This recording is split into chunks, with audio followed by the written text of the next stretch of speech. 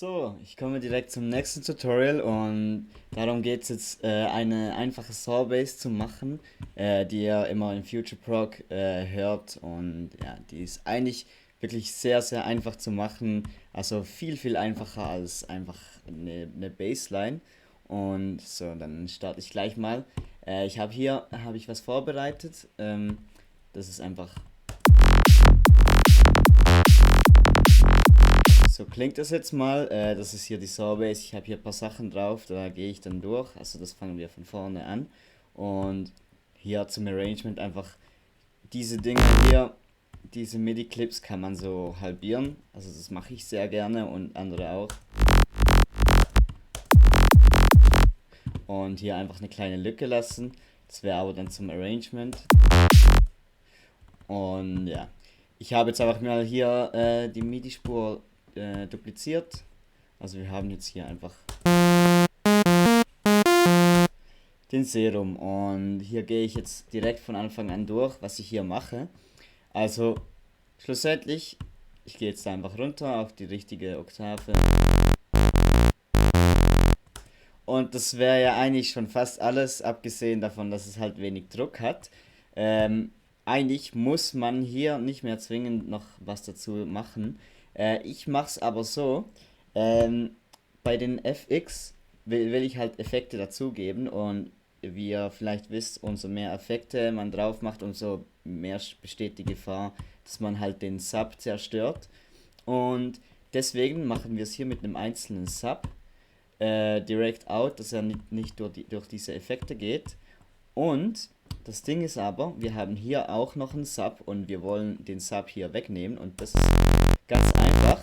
Ihr könnt hier auf den Pfeil klicken, dann hier nochmal auf diesen Pfeil, und hier habt ihr den ganzen Frequenzbereich von diesem Wavetable.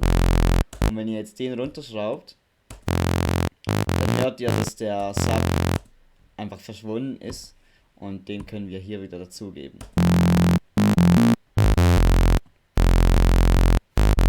Random natürlich wieder raus.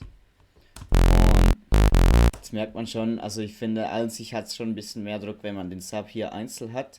Vielleicht bilde ich mir das aber auch nur ein, aber ich glaube auf jeden Fall, dass es so ist. Und dann kann ich nämlich hier mit Tube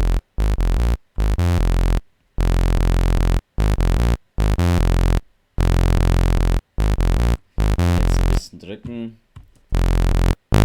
ein bisschen hoch,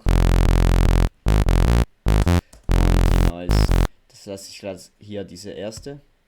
Ähm, 9 bis 10%. Es gibt viele, die das meiner Meinung nach viel zu hoch schrauben. Wenn euch das gefällt, könnt ihr es auch weiter hochdrehen, aber durch diese ganzen Effekte, die wir hier drauf machen, wird die noch lauter. Also die Noise an sich selber. Und hier mache ich schon mal den Filter drauf, auch über die Noise. Sub brauchen wir nicht, einfach so, dass wir dann hier solche Effekte machen können, wie das hier, dass es mit dem Cut-Off runtergeht, oder das ist schlussendlich alles das, was wir hier machen. Die lasse ich jetzt mal oben. Da merkt man schon, was man da für Effekte machen kann. Jetzt gehe ich gleich mal durch. Da gibt es wieder jegliche Möglichkeiten, wie man das pushen kann. Also ich fange jetzt einfach mal an, wie ich es mache. Hier habe ich zum Beispiel den Vitamin von Waves, den finde ich ganz nice. Ist aber auch nicht unbedingt notwendig. Wie ich weiß, haben den die meisten nicht, die ich kenne. Dann Trick ist halt immer wieder mal ganz, ganz hoch drehen, mal schauen, was der Regler überhaupt macht. Und ist das viel zu laut. Ich merke schon, den müssen wir sowieso runterdrehen. Ich mache jetzt gleich mal -9.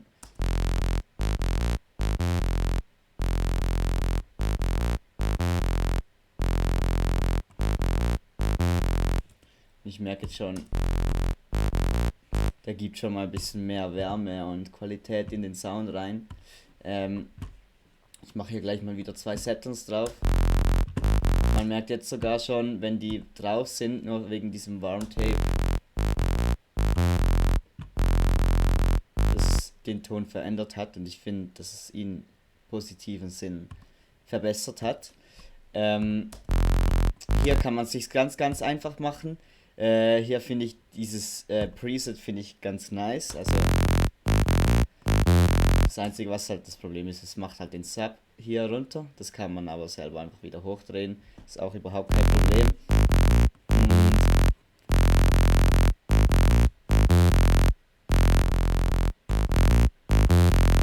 das wäre es hier schon und dann können wir hier selber noch ein bisschen drücken.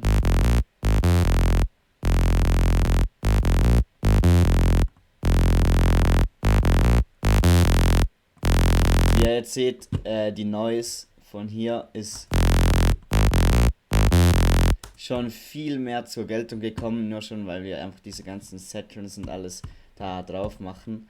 Und jetzt können wir noch andere Sachen machen, wie zum Beispiel W43, die finde ich auch ganz nice.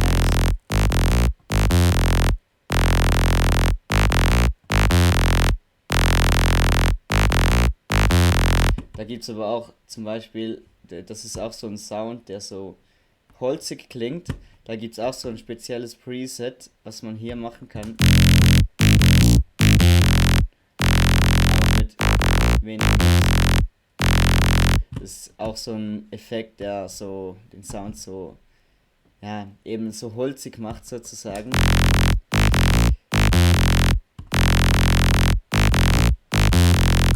Den werden wir davor tun, aber Mix ist einfach zu stark hier. Lieber 10 Effekte auf 10% anstatt einer Effekt auf 100%, oder? Man merkt jetzt schon durch diese 5, das ist ein komplett anderer Sound, oder?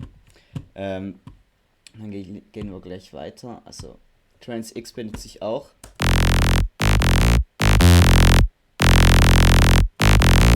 Da kann man schon raushören, dass es doch einiges am Sound macht. Und das Einzige, was ich dann eigentlich noch mache, oder fast das Einzige, ist den Sub wieder ein bisschen drücken. Vielleicht nur ein oder zwei Sätze drücken.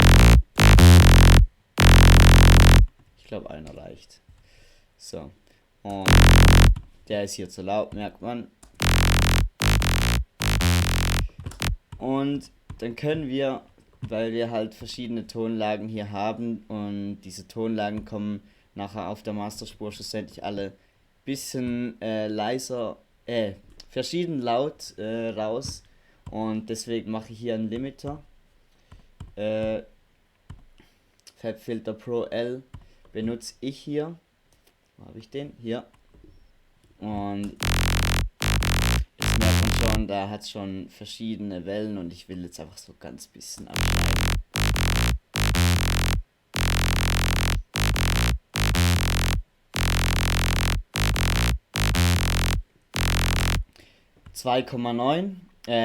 Übrigens, ich drücke da immer mit Alt, also ich klicke Alt und ziehe den hoch, weil den Output zieht es dann auch mit. Hier muss es auf minus 2,9 ist es und hier plus 2,9, oder?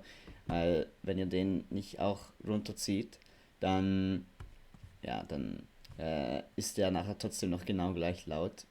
Und das könnt ihr nachher von hier abzählen. Also ihr seht, 2,9 habe ich. Jetzt geht es gleich auf. Das geht nachher auf minus 12. Also wenn ich jetzt die Spur anschaue, genau, da geht nichts über minus 12. Und jetzt kann ich rechnen, ich habe den Kick auf minus 6 und ja, Sawbase kann ich zwischen minus 9 und minus 10 haben.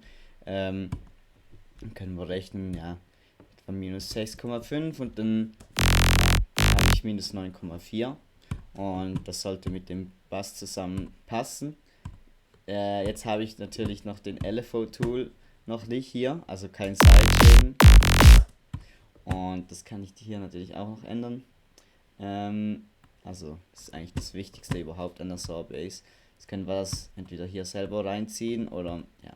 Ich habe hier noch so ein chilliges Preset, das ich dann ein bisschen noch abändere. Ich würde hier nie eine gerade Linie machen, weil ja, eine Nulllinie ist nie einfach genau Null. Da kann es gut sein, dass es nachher trotzdem über den nächsten Kick ein bisschen herausragt.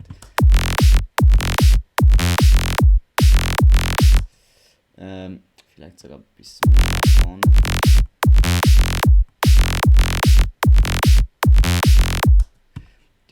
Der der Bass ist natürlich jetzt aus.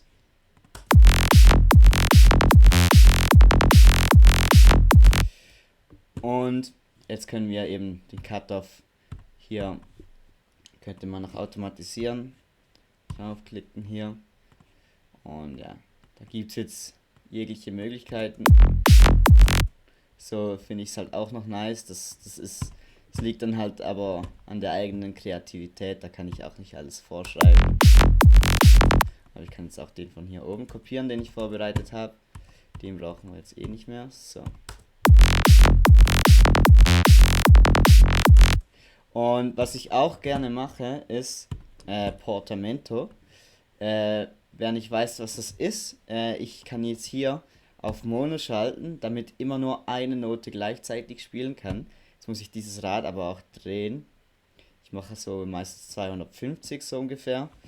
Was dann passiert, wenn ich jetzt hier eine Note, eine andere mache und die über einen anderen Ton überlappen lasse, dann geht der von hier, wo es angefangen hat, geht der nachher hier runter, also so. Und ja, das gibt einen ganz nice Effekt. Jetzt habe ich den noch an, so.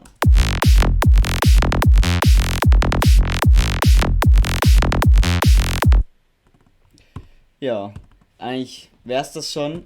Lasst ja eurer Kreativität freien Lauf und ja, ich hoffe, ich konnte wieder weiterhelfen. Peace.